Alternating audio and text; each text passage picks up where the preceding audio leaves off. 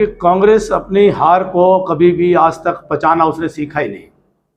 कांग्रेस के अंदर एक उसके संस्कार में एक मैन्युफैक्चरिंग डिफेक्ट है कि हर कांग्रेसी ये सोचता है कि वो राज करने के लिए पैदा हुआ है और वो राज घराने का संस्कार उनके खून में घर कर गया है।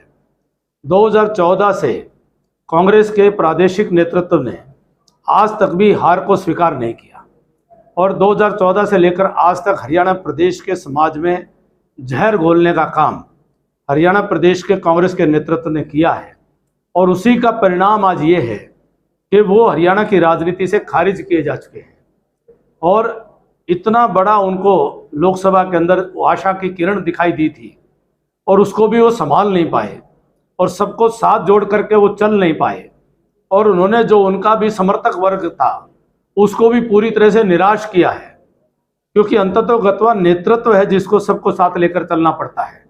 समर्थक तो अपनी ताकत साथ जोड़ सकते हैं, उनके समर्थकों को भी उन्होंने अपने नेतृत्व क्षमता के अभाव में, सबको साथ लेकर चलने की नीति के अभाव में, सबको जोड़ करके चलने की जो होनी चाहिए कवायद उसके अभाव में ये कांग्रेस की दुर्गति कराने का जिम्मेदार कांग्रेस का प्रादेशिक नेतृत्व है। और अब वो खीज में इधर उधर बहाने ढूंढ रहे हैं। जनता सब जानती है, जनता उनके सच्चाई को समझ चुकी है, कारण भी जनता जानती है। कारण क्या है, वो कारणों से ध्यान हटाने के लिए इस तरह की बातें कर रहे हैं। जब वो हिमाचल में जीत जाएं तो ईवीएम ठीक है, जो कर्नाटक में जीत जाएं ईवीएम ठीक है, वो तेलंगाना में जीत जाएं ईवीएम ठीक है, लेकिन वो हार जाएं तो ईवीएम पर दोष मढ़ने का उनका पुराना व्यवहार है। देखिए, जनता मालिक है, जनता ने जनप्रतिनिधि को चुना है। जो विधायक हैं वो हम सब के विधायक हैं। विधायक ही जनता की आवाज़ को स्वर दे सकते हैं और विधायक को भी अपनी जिम्मेदारी निभानी पड़ेगी।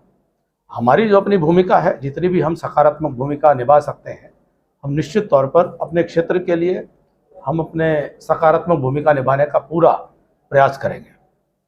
मैं विधायक जी से निवेदन करूंगा कि वो जीत में एक गरिमा और मर्यादा रखनी चाहिए। हार की भी अपनी गरिमा और मर्यादा होती है, जीत की भी अपनी गरिमा और मर्यादा होती है। मुझे लगता है कि हमने हार करके भी शालीनता और गरिमा और मर्यादा रखने की कोशिश की है और उनकी जो भाषा है, उनके जो शब्दावली है, मुझे चिंता होती है कि वो उनको सौभाग्य नहीं मिला अच्छे संस्कार प्राप्त करने का, तो फिर भी उनको अच्छी भाषा का प्रयोग करें, भाईचारे की जो भाषा होती है उसका प्रयोग करें और अपनी जिम्मेदारी को निभाएं, बजाय कि गंदी भाषा और गलत भाषा का उपयोग करके वे अपने ही संस्कार का परिचय दे रहे हैं। वह जिस प्रकार की भाषा मैंने मुझे कुछ साथियों ने दिखाया था, जिस प्रकार की भाषा उन्होंने उपयोग की है, उस पर मेरे पर टिप्पणी से ज़्यादा उनके स्वयं के संस्कार पर टिप्पणी है। वो उनके स्वयं के संस्कार को संकेत कर रहा है कि वो किस प्रकार का उनका संस्कार है। तो मैं उनको, हमारे अजीज हैं, हमारे अपने भाई हैं, उनको हमारा इलाके की अपना संस्कार है, उम्मीद करता है कि वो अच्छे भाषा और अच्छे मान सम्मान का एक दूसरे के प्रति व्यवहार रखें। हमने चुनाव जीते भी और हारे भी हैं। हमने चुनाव जीत करके भी पूर्व के हमारे विधायकों से राय करके हमने अपने इलाके में विकास करने की कोशिश की, हमेशा उनका मान सम्मान किया। हमने अलग पार्टियों से भी रहे, हमने फ़ोन करके उनसे हमेशा सलाह ली, बातचीत करी। तो हमारे अजीज हैं, उनको कम से कम मान सम्मान जरूर सबका रखना चाहिए, ऐसा ये समाज अपेक्षा करता है। मुझे कितनी भी गाली दे, मुझे कोई फर्क नहीं पड़ता, उन्हीं के ऊपर ये टिप्पणी जाएगी कि वो उनका किस प्रकार का संस्कार है। मैं तो सारी जिंदगी 15 साल हो गए, आपकी संतुष्टि जब हो जाए, मैं तो अपना काम करता रहता हूँ। मैंने तो 15 साल अपने जीवन के अपने इलाके में लगा दिए हैं और सामाजिक तौर पर मैं पूरा जीवन जुड़ा रहूँगा। बाकी चीज़ें आगे वक्त बताएगा। वरिष्ठ नेता रहे हैं, एक बड़े मस व्यवहार को लेकर। देखिए, हमारा जो मंत्रिमंडल बना है बहुत ही अनुभवी लोगों का और युवा लोगों का एक अच्छा मिश्रण है और बहुत सीनियर लोग हैं, बहुत अनुभवी लोग हैं। उनके साथ में बहुत लंबा उनका राजनीतिक और प्रशासन का अनुभव है और उन्होंने कई बार मंत्रिमंडल में रह करके अच्छे काम किए हैं और वो अच्छी तरह से जानते हैं कि किस प्रकार से उनको प्रशासन से, अधिकारियों से काम करवाना है। अपना अपना शैली होती है, अपना अपना तरीका होता है। हमारे मुख्यमंत्री बड़े शालीन स्वभाव के व्यक्ति हैं, सबका अपना तरीका है। तो मैं तो ये मानता हूँ कि जो पॉलिटिकल एग्जीक्यूटिव है, जो राजनीतिक नेतृत्व है और जो प्रशासन का जो अधिकारी है, ये दोनों मिलकर के समाज की सेवा करने का काम करते हैं और दोनों में आपस में एक अच्छा सामंजस्य और एक अच्छा परस्पर जो है व्यवहार रहना चाहिए। और उसके अंदर भी मैं ये समझता हूँ कि धमकाने की और चिल्लाने की ज़रूरत जो है, अगर कलम की ताकत का सही इस्तेमाल किया जाए तो थोड़ा सा भी धमकाने की और चिल्लाने की ज़रूरत नहीं पड़ती। कलम की ताकत का सही प्रभावी ढंग से इस्तेमाल करें, अधिकारी अपने आप लाइन में लग करके बढ़िया काम कर लेंगे। जी, गुड़गांव से जो देखिए, तो राव नरवीर सिंह जी की तड़प है जनता के लिए और उन्होंने बहुत अनुभवी व्यक्ति हैं और उन्होंने अपनी तड़प को जाहिर किया है कि जनता से उनको शिकायतें मिली होंगी, तो शिकायतें मिली होंगी तो उन्होंने जो अपना जिम्मेदारी लोकतंत्र में निभाने के लिए उन्होंने अधिकारियों को जो चेतावनी दी है, अपने तरीके से अपनी शैली में उन्होंने चेतावनी दी है और मुझे पूरा विश्वास है उनकी सीनियरिटी को देखते हुए, उनके अनुभव को देखते हुए अधिकारी भी इसका संज्ञान लेंगे और जो उचित कार्रवाई है उनके निर्देशों का पालन करते हुए उचित कार्रवाई भी करेंगे। लेकिन कैप्टन साहब, कि मुझे मामले का नहीं पता, लेकिन मुझे इतना मालूम है कि वो बहुत अच्छी और साफ नीयत के साथ जनता की सेवा करने के लिए निकले हैं और एक प्रभावी भूमिका में वो रहने वाले हैं। जी, सभी जो वरिष्ठ हैं, सीनियर हैं, वो जानते हैं कि किस प्रकार से उन्होंने अपने अधिकारियों से उनको काम लेना आता है।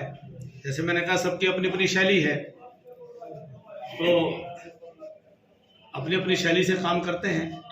मैंने अपना जो बताया कि कलम की ताकत का इस्तेमाल वो अपने आप में पर्याप्त होता है। अगर वो प्रभावी है तो हमें कहीं पर भी किसी पे कोई धमकाने की, चिल्लाने की भी ज़रूरत नहीं पड़ेगी। अधिकारी 1 मिनट में लाइन पर आते हैं, जिसको कलम की ताकत का प्रभाव ठीक तरीके से उसका उपयोग करें और साथ में जो आवश्यक है, ये हमारे बहुत सीनियर लीडर हैं, ये बहुत अनुभवी लीडर हैं और बहुत अच्छी भूमिका इनकी सरकार में रहने वाली है और बहुत मजबूती से जनता के हित में काम करने वाले लोग हैं। मुझे और मैं बड़ा खुश हूँ कि उन्होंने बड़ी मजबूती के साथ सरकार की अच्छी शुरुआत की है। अगर मुख्यमंत्री के विवेकाधिकार का विषय है, उस पर टिप्पणी करना प्रशासनिक विषय है, उस पर टिप्पणी करना नहीं बनता। सुना है जी, कुछ मंत्रियों को उन्होंने उस पर दबाव डाला है कि भाई मेरी जानकारी में ना मैंने सुना है, आपने सुना होगा, मेरे जानकारी में कोई विषय नहीं है। कि भाई नहीं, ऐसा कोई विषय नहीं है। तो बहुत जल्दी है, तो मुख्यमंत्री का अधिकार क्षेत्र का मामला है और मुख्यमंत्री जी अपने विवेक से, अपने अच्छी तरह से विचार करके सबको काम बांटने का बहुत जल्दी निर्णय करेंगे और एक अच्छी सरकार काम करना प्रारंभ कर चुकी है। बहुत अच्छे फैसले सामने आ रहे हैं और मुख्यमंत्री जी ने जिस प्रकार से अच्छी घोषणाएं की हैं, एक अच्छी शुरुआत हुई है और मंत्री भी पूरी जो है मजबूती के साथ मैदान में उतरे हैं। जी, दादा को तो नहीं लिया गया। मैं आदरणीय पंडित राम कुमार गौतम जी को बहुत बहुत बधाई देता हूं और वो सफीदों में विधायक चुन करके आए हैं और नारनौंद का भी विधानसभा में हमारा एक हिस्सा उनके माध्यम से बना है और हमें पूरा विश्वास है कि उनका जो सम्मान है पार्टी और सरकार में, बहुत अच्छी तरह से हमारा नेतृत्व जो है उस बात का ध्यान रखेगा और वो बहुत ही अनुभवी व्यक्ति हैं। उनके अनुभव का, उनकी योग्यता का लाभ सरकार में और संगठन में निश्चित तौर पर लिया जाना चाहिए और उनका हरियाणा की राजनीति में उनका अपना एक बड़ा प्रभाव है, उसका भी ध्यान रखते हुए निश्चित तौर पर सरकार और संगठन में उनका कहीं ना कहीं जरूर कोई ना कोई भूमिका और सहयोग लिया जाना चाहिए। जी, बिल्कुल भी नहीं, दावेदारी तो मैं कभी करता ही नहीं हूँ, और ना मैं कोई उम्मीद करता हूँ, ना मैं कोई आशा करता हूँ। तो पार्टी जो फैसला करेगी, किसी अच्छे योग्य व्यक्ति को पार्टी राज्यसभा में भेजे, ऐसा मुझे पूरा उम्मीद है। और कोई ना कोई बढ़िया कार्यकर्ता जो है वह राज्यसभा में जाकर के हरियाणा की जनता की आवाज़ उठाने का काम करेगा। सर, कांग्रेस का तूफान कहाँ था? तूफान तो बीजेपी का था। कांग्रेस का तो खाम खा का बुलबुला बनाया हुआ था झूठा। तो तूफान तो बीजेपी का था। कहीं ना कहीं हमारे यहाँ हम इस बात को विश्वास नहीं दिला पाए कि फिर 2019 की तरह से चूक मत जाना। हमने बहुत अपनी तरफ से कोशिश की। 2024 में भी बीजेपी की सरकार बन रही है, हमने बहुत समझाने की कोशिश की। अपनी तरफ से हमने जो कर सकते थे, हमने झोली फैलाकर, सिर झुकाकर, हाथ जोड़ करके जो भी हम कर सकते थे, हमने जनता के दरबार में अपनी अर्जी रखी, अपनी अपील रखी, अपनी दलील रखी। जनता मालिक है और जनता जनार्दन का निर्णय सर माथे है। हमारे जो आदरणीय विधायक जी चुन करके आए हैं, उनको हमने बधाई भी दी है, शुभकामनाएं भी दी हैं कि वो अच्छी तरह से जनता की सेवा करने का काम करेंगे, ऐसा मैं विश्वास भी व्यक्त किया है। नारनौंद तो मेरा घर है, मेरा परिवार है, और आज सामान्य क्षेत्र में सुख दुख में आने का संयोग बना, और उसमें अपने कार्यालय में सब साथियों के बीच में बैठने का सौभाग्य प्राप्त हुआ। चुनाव के बाद एक बार हम सब मिले थे। आज सहज रूप से बहुत सारे साथी अनेकों गांव से आज मिले हैं, और जिस प्रकार से नई सरकार का गठन हुआ है, मंत्रिमंडल का गठन हुआ है, शपथ ग्रहण हुआ है, कार्यकर्ताओं में बड़ा उत्साह है और बड़ी खुशी है कि हरियाणा प्रदेश में तीसरी बार भारतीय जनता पार्टी की सरकार बनी है, और एक बड़ा संतुलित मंत्रिमंडल का गठन माननीय मुख्यमंत्री जी ने हरियाणा प्रदेश में जनता को दिया है। वहीं एक और बड़ी खुशी का अवसर है कि जो लगभग 25,000 जो कैंडिडेट्स हैं, उनको सरकारी नौकरी में बिना पर्ची बिना खर्ची जो सिलेक्शन हुआ है, और हमारे इस क्षेत्र में जो जानकारियां मिल रही हैं कि अकेले जिला हिसार में लगभग 2,300 कैंडिडेट सिलेक्ट हुए हैं, और नारनौंद विधानसभा क्षेत्र में भी लगभग 500 के करीब, जो कि संभवतः पूरे हरियाणा में एक रिकॉर्ड भी हो सकता है, कैंडिडेट को सिलेक्शन उनका हुआ है। तो सबको बधाई। सब साथी आए हैं, हमने मिठाइयाँ भी खाई और सब ने मिलजुल करके उनको बधाइयाँ भी दी हैं। मेरी सभी सिलेक्टेड कैंडिडेट्स को बहुत बहुत बधाई और शुभकामनाएं, और मैं आशा और उम्मीद करूंगा कि वो अपने पूरे जीवन में ये जो बिना पर्ची बिना खर्ची जो उनका सिलेक्शन हुआ है, इस बात को याद रखेंगे और हरियाणा की जनता की सेवा ईमानदारी से करने का काम करेंगे। और साथ साथ जो और कैंडिडेट जिन्होंने पहले भी प्रयास किया और आज भी प्रयास कर रहे हैं, उनको भी मैं ये शुभकामनाएं देता हूं कि आप मेहनत करते रहें, अच्छे से पढ़ाई करते रहें, और कामयाबी निश्चित तौर पर आपके कदम चूमेगी, आपको कामयाबी मिलेगी।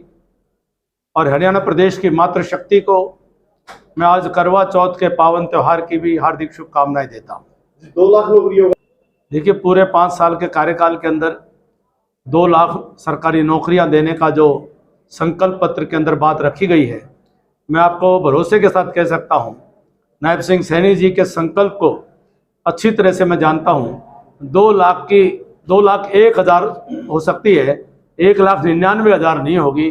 2 लाख से ऊपर सरकारी नौकरियां 5 साल के अंदर हमारी सरकार ने जो संकल्प किया है उसको पूरा करने का काम करेंगे। जी, दान में जो खरीदारी की जानकारियां आ रही हैं, उसमें लगभग 65% से ऊपर खरीदारी पूरी हो चुकी है, और अभी तो धान की आवक जो है वह जारी है, और उसके पूरे इंतज़ाम जो माननीय मुख्यमंत्री जी ने अधिकारियों को आवश्यक निर्देश दे दिए हैं। और मुझे पूरा भरोसा है कि हरियाणा प्रदेश पहले की तरह से अपने जो प्रोक्योरमेंट है उसके अंदर एक रिकॉर्ड बनाने का काम करेगा।